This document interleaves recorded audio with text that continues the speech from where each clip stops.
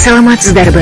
Эгерде Ачык Акыйкат каналында биринчи жолу болсоңуз, каналга катталып, мага жакты деген белгини басып, ой пикири калтырууну унутпаңыз.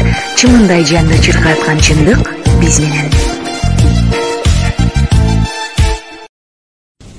Сиздин көп нерселеріңізді уктум, окудум. Просто ваша душа плачет. За свой народ плачет. Айткан сөздөрүңүз ушунчалык аябай сөккө жеткирип айтып атасыз да. Сиз айткандай, шторы, заткнутые уши, сердце закрыто, не хотим ничего принимать. Как всегда, все требуем. Баарыбыз эле теребиз. Сиз ушакта отурасыз, эмне минтпейсиз, эмне үчүн айтып койбойсуз деп баарыбыз эле требуем, а сами палец об палец не ударим. Любим просто посидеть у себя дома, там несколько человек собрались, 5-6 кишинин башы кошулду. Анан койчу ушулорду, анан тигилер өздөрү антип алат, мынтип алат. А чё мы ничего? Это зависит от нас. От тебя, от тебя, от тебя, от нас зависит, ребята. Хватит быть равнодушным ко всему. Өзүңүздүн үйүңүздүн курсагы тоюп атабы, ата энеңиздин курсагы тоюп атабы, ошого эле ыраазы болобуз. Давайте болеть душой, давайте болеть сердцем, давайте тоже проснуться, давайте поддержать человека. Он не за себя, он стоит уже на ногах, слава Богу. Что ему не хватает в этой жизни? Балдары чоңойду, өзүнүн үйү бар, жай бар, захочет уехать куда-то, да? Ему что его заставляет? Он за свой народ переживает. Давайте примите каждый, примите его слова каждый, болейте каждый. Баарыбыз ушул жерде жашап кала бербейбиз, Россияга биздин керегибиз да жок. Керекпиз как работник. Баарыбыз барабыз үйүбүздө. Сен азыр аял менен балаң менен бул жердесиң, үйүңдө, ата энең, бүт туугандарың, бүт бар ошол жерде. Давайте каждый возьмет сам на себя ответственность и начнем с себя. Что я делаю? Что я вложила для своего народа? Чтобы мой народ с коленки поднялся. Чтобы завтра Кытай келип басалбасын, Өзбек келип басалбасын. Зависит от тебя. Он сейчас не пришел, не говорил, пожалуйста, подпишите мне эртеңки күнү. Мен үчүн шайлап койгулачы деген жок. Ошону да түшүнгүлө. Азыр үйүңөргө барып айта алсыңар. Вот, келди. Зачем он пришел? Пришел агитацию делать. А он не делал агитацию. Каждый по-своему поймет. Маган акча берип атпайбы, чё? А он сейчас пришел, чтобы подпись у меня брать. А он этого не говорил. Түшүнгүлө. Он сам сказал, приходите, пожалуйста, шайлагыла. Маган эмес. Кому у вас душа лежит, ошол кишиге шайлагыла. Просто отура бербегиле. И давайте начнем каждый из себя. Моя хата с краю, мен биякта жашап атам, Кыргызстан не болсо ошо болсун, да? И потом начинает дома сидеть и обсуждать. Койчу ошонун колунан эмне келмегиле, тилинен эле келет андай мындай. Тилинен келген кишинин колунан келет. Мен деле айтам го. Мээңде бирдеке болсо, мээңде ойлонуп туруп, анан кийин тилиңе уруксат берет. Правильно. Молодец. Мээсинде болсо, анан кийин тилиңе уруксат берет, тили сүйлөйт. Об этом тоже говорит он. Прежде чем задать вопрос, какой-то глупый, тупой вопрос задать, подумай, как это так? Что на это можно ответить? Уместный ли этот вопрос или неуместный? Мадумаров, сизге чоң рахмат. Сизге чоң рахмат. Я просто низко кланяюсь. Спасибо, что вы болеете душой и сердцем за свой народ. Слава Богу, Кыргызстаның совсем өлүп калаптыр. Кыргызстандын ичинде да ушундай адамдар бар экен. Мен аябай сыймыктанам сиз менен. Неважно, Кыргызстандын президенти болосузбу, президенти болбойсузбу, но у вас вложения очень много там. И она и будет много. Дай Бог, чтобы каждый, который сегодня присутствовал, чтобы уксун. Домой придете сегодня, прожевывайте то, что вы слышали, прожевывайте. И думайте, зачем он пришел, свое время, свое здоровье. Понимаете, каждый человек, когда вот так вот высказывает, он же тоже болеет, да? Развалился, А эмнесилер берип атасыңар. Извините меня, пожалуйста, для него это тоже удар большой. И он достойно отвечает на вопрос. Он же не сказал: эй, чыркат чачакат, герсевей мага. Он мог бы этого сказать. Он же этого не сказал. Ну, вашим гичу кылып, силер народ, пожалуйста, волонча, да, там, и на имя еще. Это достойный человек. Это достойный человек. И, пожалуйста, улун улудай сыйлай билелик, кичуну кичидей сыйлай билелик. И прежде чем что-то делать, пожалуйста, 7 раз отметь, 1 раз отрежь. Подумайте, прежде чем задавать вопросы. Дай Бог вам здоровья. Живите долго, счастливо, богато.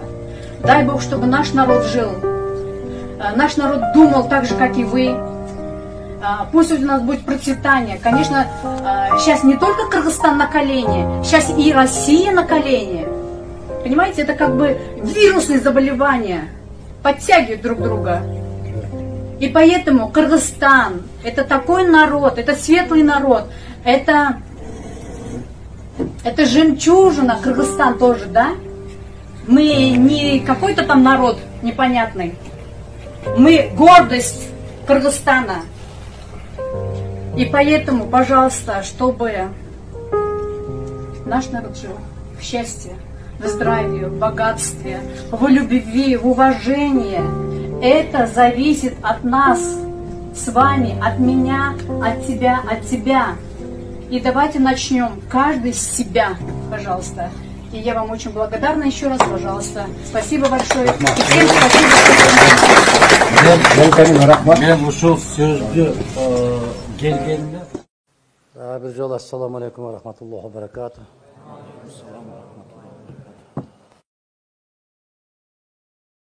Мен бир канча жылдар башта айттым эле, биз кыргыз, биринчи кезекте кыргызбыз, өзүбүздүн каада салтыбыз менен, нарк населебиз менен. Биз кыргызбыз, ата бабаларыбыздын тутунган, карманган баалуулуктарын кармап, ата бабаларыбыз карманган динди кармаганыбыз үчүн Аллах маңдайга жазган ислам дининдеги, Аллахка шүгүр, мусулманбыз. Шариатка каршы келбеген биздин каада салттарыбыз болгон болсо, аны биз бекем кармашыбыз керек. Аллах Таала ар бирибизди, ар бир улутту башка кылып жаратты, бөлүнүш үчүн эмес, бири-бириңерди таанып, бири-бириңерге сый-урматта болуш үчүн деген. Биз салттуу дин деген сөздү киргизсем, мындан бир канча жыл башта мени дагы көп мындай бир сын пикирге алышкан, салттуу дин дагы болобу дейт. Болот. Салттуу дин болот. Ал кайсы салттуу дин деген? Мисалы, биз ата-энеге жасаган сый-урматыбыз шариаттан башкачараак дагы өзүбүздүн каада салттагы жасаган сый-урматтарыбыз бар. Ал эч качан шариатка каршы келбейт. Мүмкүн аны бекемдесе бекемдейт. Кандай дейсиңер? Мал союу деген илгертен бизден калган сөз ал. Илгертен калып калган салт. Мүмкүн ысырапчылык жөнүндө башка маселе. Исрап деген ал өзү бизде кыргызчылыкта дагы, мусулманчылыкта дагы эч качан ал исрапчылыкка жол берген эмес.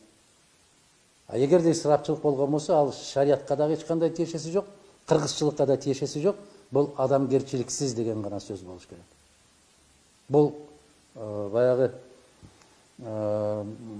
барга көппөй, жокко чөкпөй деген сөз бар бизде. Бардыктын белгиси катарында көбүп кетпешибиз керек. 5тен союп, 6дан союп, сен атаң кеткенде 5өөн союп турсуң, мен 7өөн союм деген эрегишүү болбош керек. Эрегишүүнү негизи исламда жакшы көрбөйт. Бизге буйрук берип атат кандай деп? Эрегишкиле, бир гана жерден эрегишкиле, көбүрөөк ибадат кылган. Мен сага караганда көбүрөөк ибадат кылам, мен сага караганда көбүрөөк орозо кармайм, мен сага караганда Куранды көбүрөөк жаттадым, мен сага караганда көбүрөөк катмы кылдым, мен сага караганда көбүрөөк тахажжуд намазын окудум. Жакшылык, шариаттагы жакшылыктар үчүн эрегишкиле, бири-бириңер менен жарышкыла дейт. А калган учурда жарышуунун бардыгы жакшылыкка алып келбейт. Кийим кийүүдөн жарышпаш керек, байлык топтогондон жарышпаш керек, кызмат бийликке көтөрүлүүдөн жарышпаш керек, башка жак. Жарышыш бир гана жактан болуш керек. Ошондуктан биздин салтыбызга туура келеби? Мал союшубуз керек. Пага эч ким салбаш керек. Бирок исрапчылыкка жол бербешибиз керек. Чектен чыкпашыбыз керек. Анан кээ бир учурларда көрүп атабызбы? Эң туура. Эң туура айтып атасыз. Кээ бир учурларда көрүп атасыңарбы, да? Баягы 40 үйгө конок берип, ар бир үйгө 2ден койзу союлуп, бул асрап. Же куда тоскон болсо, досторуң куданы чай ичирди кылган болуп, бир эле учурда жанагы 7-8ден козу бышырып киришип, бул ысырапчылык. Мына ушундай. Ушундай дүйнөдөгү эң бай мамлекет болуп, садака бере турган киши таппай калган учурдун халифат түзүлгөндөгү халиф Омар разияллаху анху дагы 2 күн катары менен эт жеген эмес экен. Эмнеге? Кесирлик болбосун деп. Курсагың дайым ток жүргөн болсо, ачтын кадырын билбей каласың. Мына ушундай кылып, алтын ортолукту карманып жүрүшүбүз керек биз. Өтө ал жагына да кетип калбай, бул жагына да кетип калбай. Биздин өзү мугалимибиз. Буюрса, кааласаңар ай сайын 2 айда сабак алып турабыз бу киши. Не дейсиңер? Керекпи, керек эмеспи экен? Болду, бир дуа бериңиз. Сиздин алдыңызда Бере бергенсиз. Сиз эле. Амин. Бисмиллахир-рахманир-рахим. Алхамдулиллахи rabbil alamin ve l'aqibatu lil muttaqin ve salatu vesselamu ala rasulihi Muhammad ve ala alihi ve sahbihi ecmaîn. Amin. Allah'ım uşuldur da amin de valakan jayıp oturgan onun musulmanlardan kağlagan tileklerin namazlarda, dualarda kılgan tileklerin, oroza karmap atıp, oğuz açıp atkanda kılgan tileklerin, ertemenen turup bağımdat namazındağı, 5 maal namazdagı, tünde turup tahajjud namazındağı kılgan duaların Allah subhanahu ve taala özlerge ayında kabul kılgan bolsun.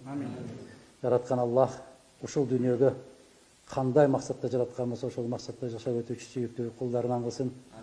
Аллах таала эл карап жүргөн жүзүңөрдү эч качан жер каратпасын. Я Rabbi аламин, жараткан өзүнөн башка эч кимге муктаж кылбасын. Жараткан Аллах ар кандай асман жерден келүүчү балалардан, курдоо матчалган жалалардан, суук көздөрдөн, жаман сөздөрдөн, шайтандын, нафсинин азгырыктарынан Аллах таала өзү сактаган болсун. Эки дүние шермендешчилигинен сактаган болсун.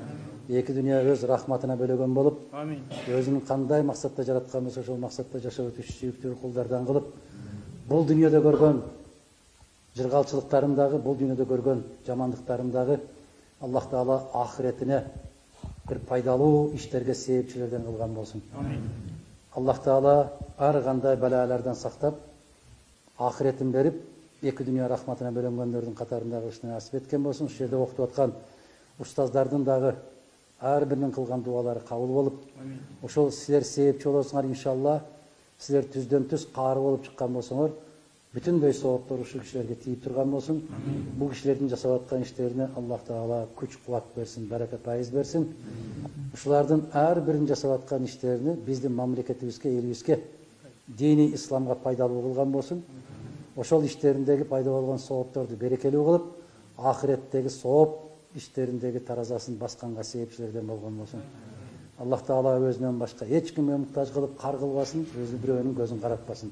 Rabbana atina fid dunya hasanatan wa fil akhirati hasanatan wa qina azabannar bi rahmatika ya arhamar rahimin. Alloh. Rahmat. Ийгиликтерде, жакшылыктарда жолугушалы.